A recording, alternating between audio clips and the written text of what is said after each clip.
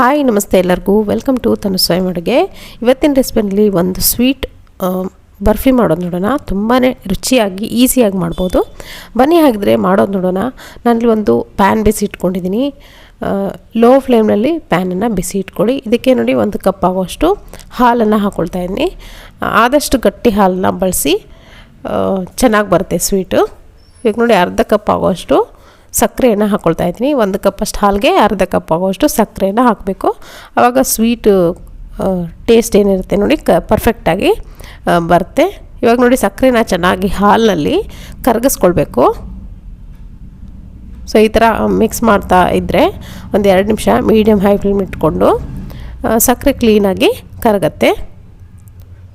So ಇವಾಗ ಚೆನ್ನಾಗಿ ನೋಡಿ ಬಾಯ್ಲ್ ಬರ್ತಾ ಇದೆ. ಈ ಥರ 2-3 ಬಾಯ್ಲ್ ಬರಬೇಕು. ಅಂದರೆ 2-3 ಕುದಿ ಬರಬೇಕು. ಈ ಹಾಲು ನಾವು ಹಾಕಿರುವಂಥ ಹಾಲೇನಿದೆ ನೋಡಿ ಚೆನ್ನಾಗಿ ಕುದಿ ಬರಬೇಕು, ಸಕ್ಕರೆ ಎಲ್ಲ ಕರಗಿ. ಸೊ ಇವಾಗ ನೋಡಿ ಪೂರ್ತಿಯಾಗಿ ಸಕ್ಕರೆ ಕೂಡ ಕರಗಿದೆ. 2-3 ಕುದಿ ಬಂದಾಗಿದೆ. ಇವಾಗ 1 ಕಪ್ ಆಗೋಷ್ಟು ಡೆಸಿಕೇಟೆಡ್ ಕೋಕೋನಟ್ ಅಂತ ಏನು ಕರಿತೀವಿ ಅದನ್ನು ಹಾಕ್ಕೊಳ್ತಾ ಇದ್ದೀನಿ. ಅಂದರೆ ಕೊಬ್ಬರಿ ತುರಿ, ಒಣ ಕೊಬ್ಬರಿಯ ತುರಿ ಏನಿರುತ್ತೆ ನೋಡಿ ಅದನ್ನು ಹಾಕ್ಕೊಳ್ತಾ ಇದ್ದೀನಿ. ನಿಮ್ಮ ಹತ್ರ ಈ ಥರ ಕಲರ್ ಅಂದರೆ ಡೆಸಿಕೇಟೆಡ್ ಕೋಕೋನಟ್ ಇಲ್ಲ ಅಂದರೆ ಮನೆಯಲ್ಲಿ ಒಣಗಿದ ಕೊಬ್ಬರಿ ಇರುತ್ತಲ್ಲ ಅದರ ಮೇಲ್ಗಡೆ ಇರೋಂಥ ಕಪ್ಪು ಭಾಗವನ್ನು ತೆಗೆದು ಅಂದರೆ ಗ್ರೇಟ್ ಮಾಡಿ ತೆಗೆದು ಅದನ್ನು ಚೆನ್ನಾಗಿ ತುರ್ಕೊಳ್ಬೇಕು. ತುರ್ಕೊಂಡ್ರೆ ಆಯಿತು, ಅದನ್ನು ಕೂಡ ನೀವು ಬಳಸಬಹುದು. ಇವಾಗ ನೋಡಿ ಆ ಕೊಬ್ಬರಿ ತುರಿ ಹಾಕ್ಕೊಂಡು ಚೆನ್ನಾಗಿ ಈ ಥರ ಮಿಕ್ಸ್ ಮಾಡ್ಕೊಳ್ತಾ ಇದ್ದರೆ ಗಟ್ಟಿ ಆಗ್ತಾ ಬರುತ್ತೆ ಈ ಮಿಕ್ಸ್ಚರು. ಹಾಲು ಜೊತೆ ಬೆರೆತು ಹಾಲೆಲ್ಲ ಅಬ್ಸರ್ವ್ ಮಾಡ್ಕೊಳತ್ತೆ. ಇವಾಗ ನೋಡಿ ಈ ಥರ ಗಟ್ಟಿ ಆದಮೇಲೆ 2 ಟೇಬಲ್ ಸ್ಪೂನ್ ಅಷ್ಟು ಫ್ರೆಶ್ ಕ್ರೀಮ್ ಹಾಕ್ಕೊಳ್ತಾ ಇದ್ದೀನಿ. ಅಂದರೆ ಕೆನೆ ನಿಮ್ಮ ಮನೆಯಲ್ಲಿ ಹಾಲಿನ ಮೇಲ್ಗಡೆ ಇರುತ್ತಲ್ಲ ಕೆನೆ, ಅದನ್ನೇ ಹಾಕ್ಕೊಳ್ಳಿ. ಇಲ್ಲಿ ನನ್ನ ಹತ್ರ ಇಲ್ಲಿ ಫ್ರೆಶ್ ಕ್ರೀಮ್ ಅವೈಲೇಬಲ್ ಇತ್ತು, ಹಾಗಾಗಿ ನಾನು ಅದನ್ನೇ ಹಾಕ್ಕೊಂಡಿದ್ದೀನಿ 2 ಸ್ಪೂನ್ ಆಗೋಷ್ಟು. ಸೊ ನೋಡಿ ಇದು ಈ ಮಿಕ್ಸ್ಚರ್ ಏನಿದೆ ಗಟ್ಟಿ ಆಗ್ತಾ ಬರುತ್ತೆ. ಈ ಥರ ಮಿಕ್ಸ್ ಮಾಡ್ತಾ ಸ್ವಲ್ಪ ಗಟ್ಟಿ ಆಗಬೇಕಿದು. ಇದರಲ್ಲಿ ಮಾಯ್ಶ್ಚರ್ ಏನಿದೆ ನೋಡಿ ನೀರು ಥರ ಏನು ಕಾಣಿಸ್ತಿದೆಯಲ್ಲ ಅದೆಲ್ಲವೂ ಹೋಗಬೇಕು.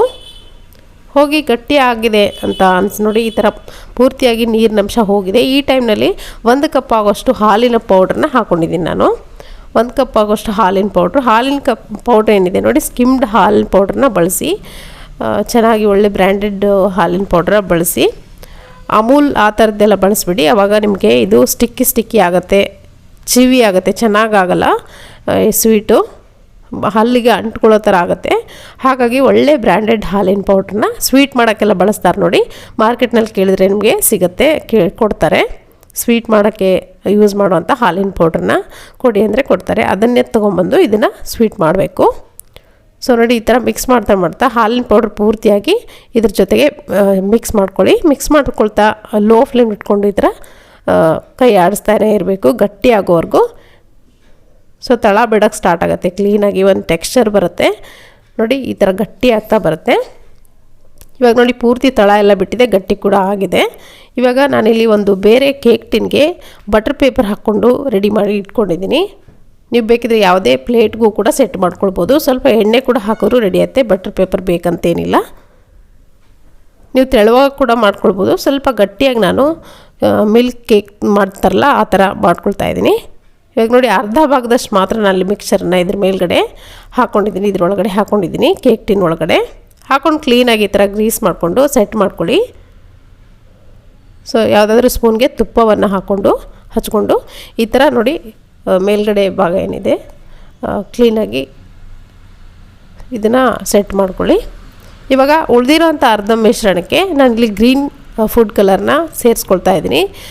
ಗ್ರೀನ್ ಫುಡ್ ಕಲರ್ ಇಲ್ಲಾಂದರೆ ನೀವು ಯಾವುದೇ ಫುಡ್ ಕಲರ್ ಕೂಡ ಸೇರಿಸ್ಕೊಳ್ಬೋದು. ಅಥವಾ ನೀವು ಫುಡ್ ಕಲರ್ ಬೇಡ ಅನ್ನೋದಾದರೆ ಸ್ವಲ್ಪ ಅರಿಶಿನ ಪುಡಿನ ಹಾಕ್ಕೊಂಡು ಮಿಕ್ಸ್ ಮಾಡ್ಕೊಳ್ಬೋದು. ಅದು ಅವಾಗ ಯೆಲ್ಲೋ ಕಲರ್ ಬರುತ್ತೆ ಸ್ವೀಟು. ಇವಾಗ ನೋಡಿ ನಾನು ಗ್ರೀನ್ ಫುಡ್ ಕಲರ್ ಇತ್ತು, ಫುಡ್ ಗ್ರೇಡ್ ಕಲರ್ನ ಬಳಸಿದ್ದೀನಿ, ಏನು ತೊಂದರೆ ಇಲ್ಲ. ಸೊ ಕ್ಲೀನಾಗಿ ಮಿಕ್ಸ್ ಮಾಡಿಕೊಂಡು ಅದನ್ನು ಕೂಡ ಇದ್ರ ಮೇಲ್ಗಡೆ ಲೇಯರ್ ಆಗಿ ಹಾಕ್ಕೊಳ್ತಾ ಇದ್ದೀನಿ. ಸೊ ಒಂದು ಲೇಯರ್ ಏನಿದೆ ವೈಟ್ ಕಲರ್, ಹಾಗೆ ಮೇಲ್ಗಡೆ ಲೇಯರ್ ಏನಿದೆ ಗ್ರೀನ್ ಕಲರ್. ಈ ಥರ ಸ್ವೀಟ್ನ ನೀವು ಬೇಕ್ರಿಗಳೆಲ್ಲ ತಿಂದಿರ್ತೀರ, ಈ ಕಲರ್ ನೋಡಿನೇ ಇಷ್ಟಪಟ್ಟು ತೊಗೊಂಡು ತಿಂತೀರ. ಹಾಗಾಗಿ ಇದನ್ನು ನಾನಿಲ್ಲಿ ಮನೆಯಲ್ಲೇ ಯಾವ ರೀತಿ ಮಾಡೋದು ಅಂತ ತೋರಿಸ್ತಾ ಇದ್ದೀನಿ. ಸೊ ಇವಾಗ ಇದನ್ನು ಕೂಡ ಚೆನ್ನಾಗಿ ಮೇಲ್ಗಡೆ ಸೆಟ್ ಮಾಡ್ಕೊಳ್ಳಿ. ಇವಾಗ 2 ಲೇಯರ್ ಆಗಿ ನಮ್ಮ ಸ್ವೀಟ್ ರೆಡಿ ಆಯಿತು. ಇವಾಗ ಇದನ್ನು ಪೂರ್ತಿ ತಣ್ಣಗಾಕ್ಬಿಡಿ, ಅಥವಾ ಫ್ರಿಜ್ಜಲ್ಲಿ ಇಟ್ಬಿಡಿ, ಅಥವಾ ಹೊರಗಡೆ ಕೂಡ ತಣ್ಣಗಾಕ ಬಿಡಿ. ಪೂರ್ತಿ ತಣ್ಣಗಾದ್ಮೇಲೆ ಇದನ್ನು ಅನ್ಮೋಲ್ಡ್ ಮಾಡ್ತಾಯಿದ್ದೀನಿ ನಾನು. ತಣ್ಣಗಾದ ಮೇಲೆ ಏನಾಗುತ್ತೆ ಪೂರ್ತಿ ಗಟ್ಟಿ ಆಗುತ್ತೆ ಮಿಕ್ಸ್ಚರು. ಹಾಗಾಗಿ ಗಟ್ಟಿ ಆದಮೇಲೆ ಅನ್ಮೋಲ್ಡ್ ಮಾಡ್ಕೊಳ್ಳಿ. ಇವಾಗ ನೋಡಿ ಬಟರ್ ಪೇಪರ್ ಹಾಕಿರೋದ್ರಿಂದ ತುಂಬ ಸುಲಭ ಆಗುತ್ತೆ ಇದನ್ನು ತೆಗಿಯೋದು, ಅನ್ಮೋಲ್ಡ್ ಮಾಡೋದು. ನೀವು ತೆಳುವಾಗಿ ಮಾಡಿಕೊಂಡ್ರೆ ತುಂಬಾ ಈಸಿ ಕಟ್ ಮಾಡ್ಕೊಳ್ಬೋದು. ಇವಾಗ ನೋಡಿ ನಮ್ಮ ಸ್ವೀಟ್ ರೆಡಿಯಾಗಿದೆ, ಕೊಕೊನಟ್ ಬರ್ಫಿ ಅಥವಾ ಕೊಕೊನಟ್ ಮಿಲ್ಕ್ ಕೇಕ್. ನೀವು ಗಮನಿಸಿರ್ಬೋದು ಇದಕ್ಕೆ ಒಂದೇ ಒಂದು ಹನಿ ಕೂಡ ತುಪ್ಪ ನಾನಿಲ್ಲಿ ಹಾಕಿಲ್ಲ. ತುಪ್ಪ ಇಲ್ಲೇ ಕೂಡ ಸುಮಾರು ಸ್ವೀಟ್ಗಳನ್ನ ಮಾಡ್ಬೋದು. ಅಂಥ ಸ್ವೀಟ್ಗಳು ನಮ್ಮ ಚಾನಲಲ್ಲಿ ಸುಮಾರಿದೆ, ಒಂದ್ಸರಿ ಚೆಕ್ ಮಾಡ್ಕೊಳ್ಳಿ. ಸೊ ನೋಡಿ ನನ್ನ ಹತ್ರ ಸ್ವಲ್ಪ ಸಿಲ್ವರ್ ವರ್ಕ್ ಕೂಡ ಇತ್ತು, ಅದನ್ನು ಕೂಡ ಹಾಕ್ಕೊಂಡಿದ್ದೀನಿ ತುಂಬ ಚೆನ್ನಾಗಿ ಕಾಣಲಿ ಅಂತ. ಬೇಕ್ರಿಗಳೆಲ್ಲ ನೀವು ನೋಡಿರ್ತೀರ ಈ ಥರ ಸಿಲ್ವರ್ ವರ್ಕ್ ಹಾಕಿ ಡೆಕೋರೇಟಿವ್ ಆಗಿ ಕಾಣಲಿ ಅಂತ ಮಾಡಿಟ್ಟಿರ್ತಾರೆ, ತುಂಬಾ ಚೆನ್ನಾಗಿರುತ್ತೆ. ಸೊ ಖಂಡಿತವಾಗ್ಲೂ ಈ ರೆಸಿಪಿನ ನೀವು ಕೂಡ ಮನೇಲಿ ಟ್ರೈ ಮಾಡಿ ಹೇಗಿತ್ತು ಅಂತ ಅಭಿಪ್ರಾಯ ತಿಳಿಸಿ. ಇವತ್ತಿನ ಈ ರೆಸಿಪಿ ನಿಮಗೆ ಇಷ್ಟ ಆಗಿದ್ರೆ ಒಂದು ಲೈಕ್ ಮಾಡೋದನ್ನು ಮರಿಬೇಡಿ. Thank you.